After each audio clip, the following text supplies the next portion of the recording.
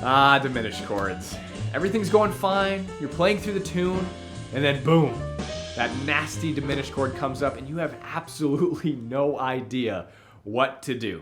Has this happened to you before? Because I know it's happened to me. Luckily, in this week's lesson, Sterling Koza, one of our amazing Jazz Piano School staff educators, is going to be teaching you a diminished voicing that's going to allow your sound to pop over all diminished chords. You can use this anywhere you want, anytime you see a diminished chord. He's also included an amazing resource where he gives examples of the diminished voicing he's going to teach you in different tunes so you actually can see how to use it. It's really great. To get that free resource that goes along with this lesson, go to jazzpianoschool.com/podcast 309.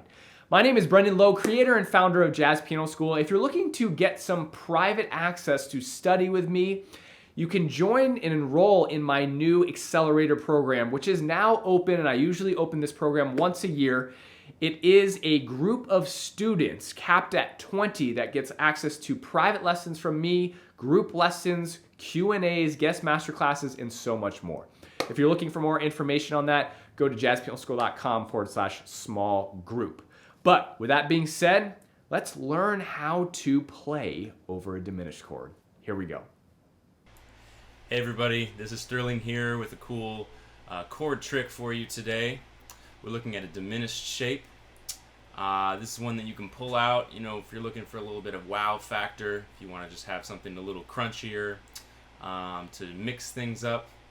I've taken this from some of my favorite pianists that use this technique, pianists like Gerald Clayton, Oscar Peterson, Bill Evans.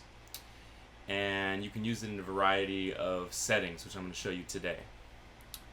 So it takes place over a diminished chord, and the chord looks like this. Now if you look at the screen, it's saying something like E minor major flat 5, and I guess technically that's not wrong. I think of it more like a diminished major 7. So first, how you get the chord, the easiest way to think about it is a triad in second inversion, right? So root position, first inversion, second inversion. And all we're going to do is throw a root down a half step up. So if this is an E flat triad, our root's going to be E. And you get this real dissonant interval. The minor major 7 here. The major 7th from E to E flat or D sharp. That's our money note, right? That's that interval that's going to give us that wow factor. So you can make this chord in a variety of keys, right?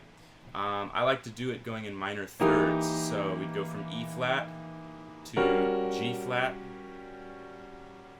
to A to C, right? So our triads are E flat, G flat, A, and C. And we're going to throw that root down a half step up. So E, G, B flat, and D flat on the bottom of each of these chords. Now the cool thing that I want to share with you about this pattern is that when we play in the mode of diminished, like E diminished 7th, we can create patterns based on these minor third intervals within the diminished chord. So you can also think of these chords as going up in minor thirds. You'll notice that the bottom note spells a diminished chord and the top note spells a diminished chord when we go up in minor thirds like that. So it's a beautiful pattern that gets created. Now, the next thing I'd recommend is to just practice this in 12 keys, and guess what? If you practice that pattern, 4 chords per diminished 7, you'll only have to do it 1, 2, 3 times, and then it inverts on itself, so it goes up to the next inversion of the diminished 7th chord. So we did it in E diminished, then we could do F diminished, and then F sharp diminished. And guess what? You know all the chords in all 12 keys. So that pattern is really fun to practice. Now, once you get familiar with those chords, I want to show you some context in which you can use them. We're going to use it over a tune like It Could Happen to You. So, for those of you that aren't familiar with this song, the first 4 measures go like this.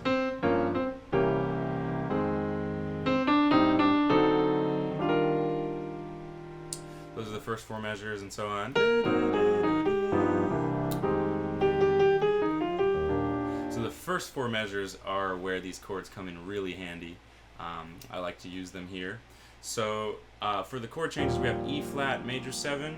A lot of people play G minor 7, C7 flat 9 for the second measure, and then F minor 7, followed by A minor 7 and D minor 7 flat 9. But guess what? You can use some diminished chords here. This is where it gets interesting. Some people, instead of playing C7 flat 9, they change the root and play E diminished.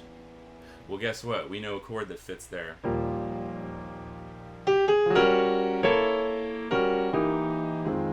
Right? Same thing when we get to the D7 chord.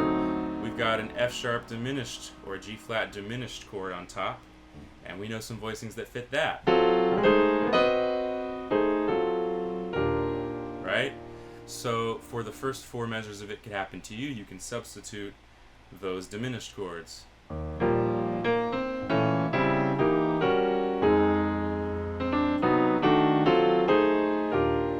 Works really nicely, huh, over those diminished. So this is a great example of how you can use diminished chords over dominant functions. As sort of a shortcut to the rule, if you have a diminished chord, you can throw a root down a major third away, and then you have a dominant chord. So that's kind of a double function for these chords. There's another way you can use them if you have the E diminished major. You can put the root down a third below, and it becomes a polychord. It's sort of like E flat over C. So you can use this voicing over any measure that has C7 in it.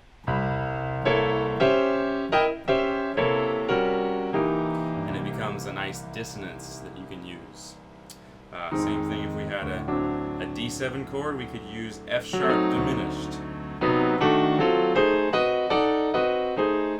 Real crunchy.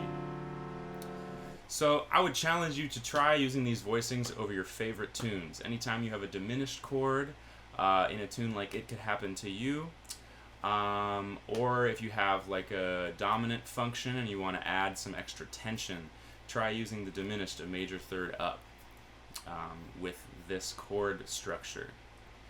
So I hope that you enjoyed this video and that you start using these crunchy money chords wherever you can. Alright, happy practicing. All right, well, I hope you guys enjoyed that episode. Don't forget to go to jazzpianoschool.com to check out all of our free, amazing education, all of the free podcast blogs. We do have a membership if you're looking to take a next step forward with us, get access to over 1,000 different jazz piano videos, playbooks, mini courses, a main course curriculum, success path, and so much more.